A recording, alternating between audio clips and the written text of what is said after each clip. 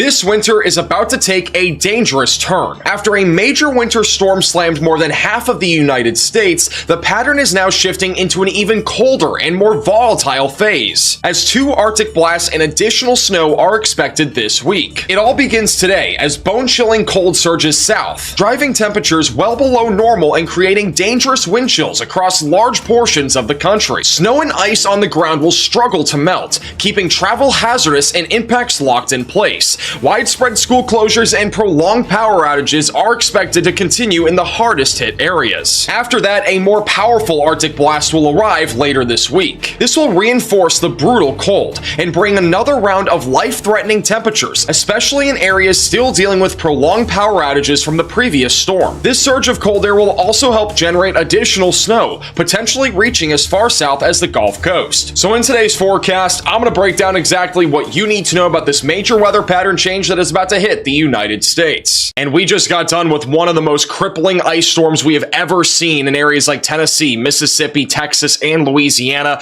where nearly 750,000 people are still without power this morning. These are some of the sites that we saw around Nashville, with a lot of trees and even tree limbs that have landed on people's homes and have landed on roads and power lines. And this has unfortunately caused a lot of damage across Tennessee. And a lot of people this morning are waking up to temperatures outside in the teens and 20s, and even in their own homes being in the 30s and 40s. So it is extremely dangerous. We really need power restored as soon as possible, and all the frontline workers are doing their best to get power back on in these areas. And unfortunately, this cold air is only going to get worse this week. We right now have a very intense Arctic air mass that is sitting across the central and southern plains back into the Midwest and the Ohio Valley, and it is still surging towards the southeast right now, while a warm pocket of air continues to surge across Florida. And really what's unfortunate as of last night is that many areas like Huntsville and Atlanta, Georgia had a bunch of accidents because we had a flash freeze, which basically means any liquid water that was still on the roadway froze back into ice. And a lot of people were caught off guard by this. We warned you on our forecast and even our live streams about this exact same thing.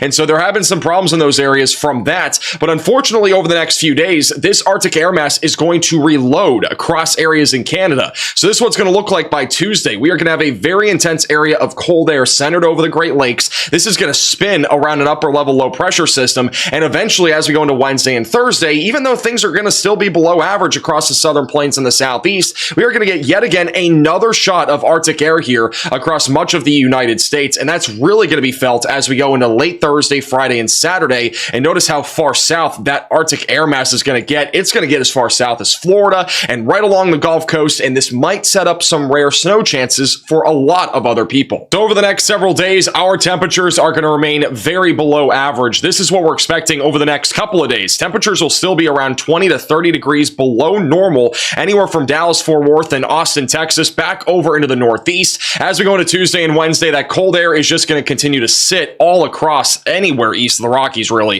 If you're back over in the Ohio Valley, we'll have temperatures as low as negative 10 degrees by late Tuesday night and early Wednesday morning. Thursday and Friday is when that Arctic air reloads, and it's going to drop all the way down towards the Gulf Coast, and this could shatter records back over here in the mid-Atlantic and even back into the Ohio Valley. Areas like Maryland, Pennsylvania could be as much as 50 degrees below average. It is going to get downright crazy in terms of the temperatures, and while that is happening, we'll have a surge of Arctic air going down towards the Gulf Coast, with most areas down towards Florida and even near Mobile as much as 30 degrees below normal for this time of the year. So this winter is continuing to get worse here in the United States. It's not necessarily getting better, and it's even worse that we have so many power outages for those that don't even have a proper shelter or heating right now. Now, it's going to be very cold over the next few days, and these are the temperatures out there this morning, and we are dealing with sub-zero temperatures all across the Midwest. We also have single digits all the way down in areas near Dallas, Fort Worth, and freezing temperatures as far south as Mexico and extreme southern Texas, and right along the Gulf Coast just outside of Tallahassee.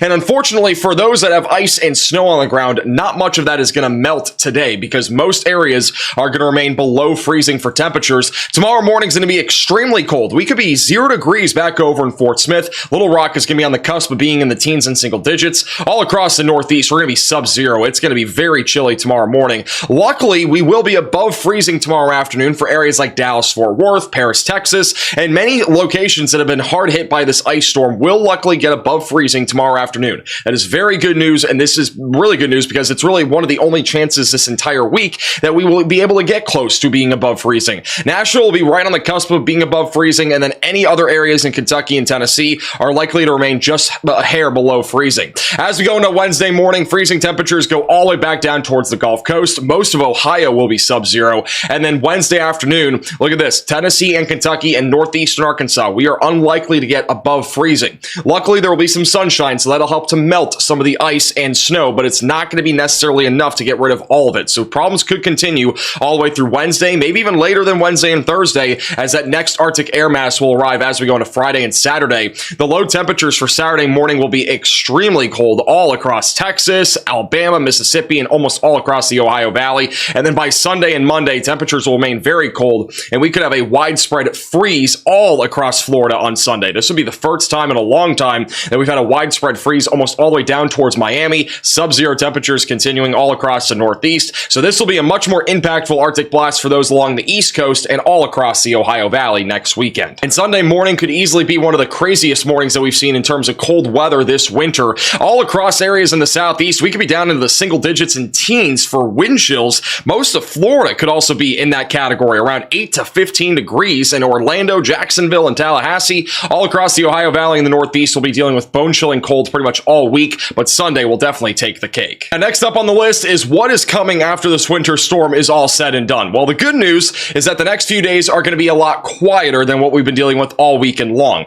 Look at this as we go into Tuesday. We will have a small little Alberta clipper that's going to move across the Great Lakes, and it could bring some light to moderate snow in areas like Michigan and the Northeast, but this is not going to be anything significant, maybe just a couple of inches of snow. We could get some lake effect snow bands off of Lake Ontario or even Lake Michigan on Tuesday and Wednesday. That could stack up some snow, but generally speaking, that's going to be very localized. On Wednesday, we'll have a little atmospheric river event bring some heavier rain and snow to the higher elevations in areas like Washington, but very localized once again. Thursday, Friday, and Saturday is when things start to get a bit more interesting, as that Arctic air mass will make its way all the way down to the south. On the south side of this, we'll have the possibility of a little bit of snow. It's going to be very light, maybe in Tennessee, Kentucky, Virginia, perhaps back up into areas like Nebraska, South Dakota, and Wyoming. And then on Friday and Saturday is when we could see snow make its way all the way down here back towards the Gulf Coast. The good news is that this will not be as large as what we just saw this weekend. It will be nowhere near that. With that said, there is a possibility that we could see some isolated locations get maybe a winter storm this weekend. It's not impossible.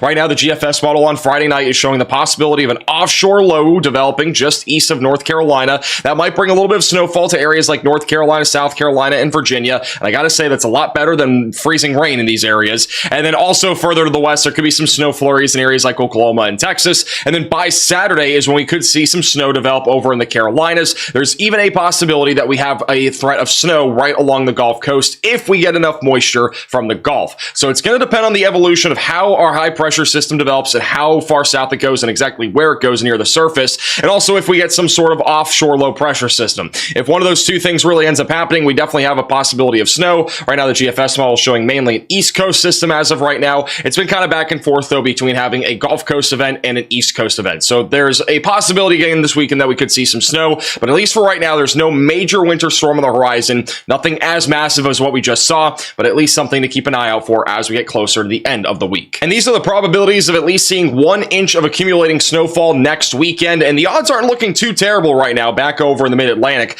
we're ranging from 20 to 40% with the highest probabilities in the higher elevations, and then right back down towards the Gulf Coast, we're around a 3% chance. There's honestly a better chance that you and your ex are going to get back together than getting snow down here as of right now, but those odds can again change down the road as we get closer to this event happening. And on behalf of myself and my team, I want to thank you for putting your trust in us for the latest weather information regarding this entire winter storm. We were live for about 5 days covering it. It was by far the biggest weather event that we've ever covered on this channel. We had so many videos, so many short form content posts, and as well as all of our live streams. So again, I want to thank all of you for tuning in, and our next video should either be tomorrow or Wednesday, so stay tuned and we will see you in the next video.